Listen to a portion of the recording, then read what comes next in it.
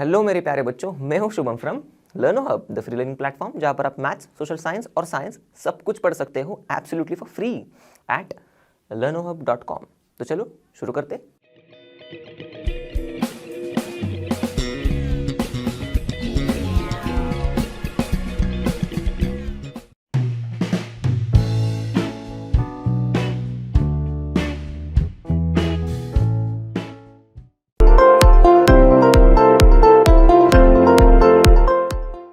तो चलो देखते हैं पहला सवाल।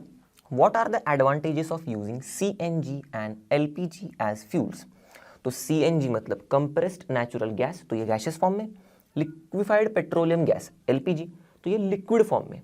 देखो तो ये गैसियस और लिक्विड फॉर्म में होने की वजह से ये यार ये इजी होते हैं ट्रांसपोर्ट करने के लिए। हम इन्हें पाइपलाइन से ट्रांसपोर्ट कर सकते हैं आराम से एकदम। अब ये दोनों भी जो फ्यूल्स है ना, वो जब बर्न होते हैं, आपने देखा होगा आपके घर में एलपीजी का सिलेंडर होता है, वो बर्न होता है तब ज़्यादा एमिशंस होते हैं? बिल्कुल नहीं। सीएनजी भी बहुत अच्छे से बर्न होता है, बहुत कम एमिशन से, इसलिए ये दोनों भी लेस पोल्यूटिंग फ्यूल्स हैं, इसका दूसरा एडवांटेज। और लास्टली इन्हें हम डायरेक्टली यूज़ कर सकते हैं बर्न करने के लिए, तो इसे ज़्यादातर हम लोग घर में यूज़ करते हैं, इंडस्ट्रीज़ में यूज़ करते हैं। तो देखते हैं अगला सवाल। Name the petroleum product used for surfacing of roads.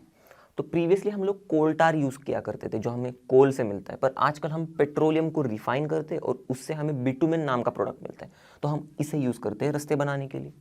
तो चलो देखते हैं नेक्स्ट सवाल। Describe how coal is formed from dead vegetation, what is this process called. तो डेड वेजिटेशन का क्या होता है, वो सॉइल के अंदर अंदर बरी होते जाते हैं, तो सॉइल के लेयर्स जैसे जैसे ऊपर ऊपर आएंगे तो उसके ऊपर ज़्यादा प्रेशर आते जाता है, तो वो कंप्रेस हो जाते हैं। अब जैसे जैसे नीचे नीचे जाते हैं वो लोग, तो ज़्यादा प्रेशर तो बढ़ रहा है ऊपर से सॉइल का, पर नीचे से अर्थ की गर्मी भी एक्सपीरियंस होती है उन्हें, तो ज़्यादा टेम्परेचर भी बढ़ता है। तो इस एक्सट्रीम टेम्परेचर और एक्सट्रीम प्रेशर की वजह से, क्योंकि ये जो डेड वेजिटेशन है मिलियंस ऑफ ईयर्स ऐसे प्रेशर को फील करके, टेम्परेचर को फील करके कोल में बदल जाता है।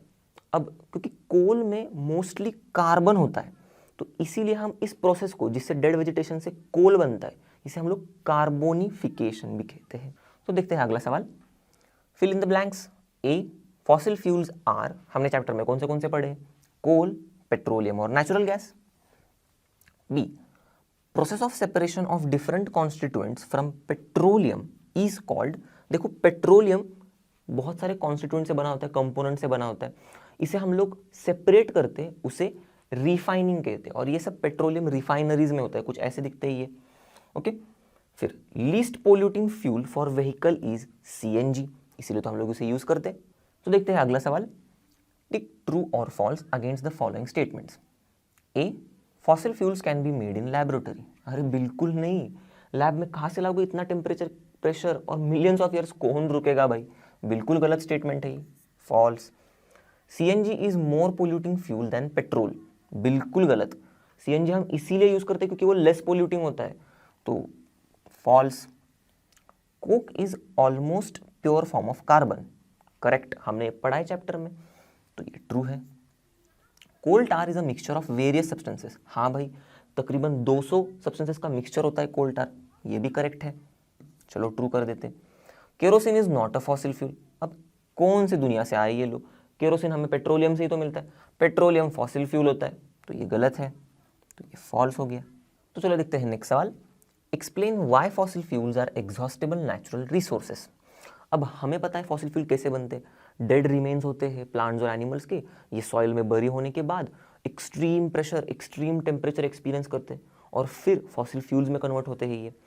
अब इन्हें बनाने के लिए मिलियंस ऑफ ईयर्स तो लगते ही है भाई, प्लस अगर हम इतने स्पीड से इन्हें जो यूज़ कर रहे हैं अभी ऐसे ही यूज़ करते रहे तो फ्यू 100 ईयर्स में ही सारे इनके डिपॉजिट्स खत्म हो जाएंगे, जहाँ जहाँ पर ये मिल रहे कुछ नहीं मिलेगा हमें, इसका मतलब ये एग्जॉस्ट हो जाएंगे, खत्म हो जाएंगे, इसीलिए fossil fuels are exhaustible natural resources. तो अब देखते हैं नेक्स्ट सवाल। Describe characteristics and uses of coke. तो पहले कैरेक्टरिस्टिक्स देखते हैं कोक के। अब कोक बोले तो तुम लोग को वो वाला कोक याद आ जाएगा, नहीं, ये हमारा अलग कोक है, हमने पढ़ा है, जो कोल से बनता है। तो ये जो कोक है ये पोरस होता है, उनमें होल्स होते हैं, पर टफ भी होता है और ब्लैक कलर में होता है, और हमने अभी भी देखा था ये कोक ऑलमोस्ट प्योर फॉर्म होता है कार्बन का।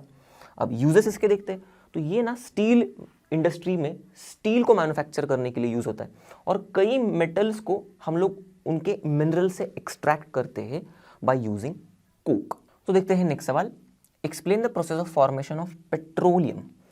तो डेड रिमेन्स से ही बनेगा ये भी, क्योंकि ये भी फॉसिल फ्यूल है। तो ये डेड रिमेन्स जो होते हैं ना लिविंग ऑर्गेनिजम्स के, ये सी के अंदर बरी हो जाते हैं सैंड में।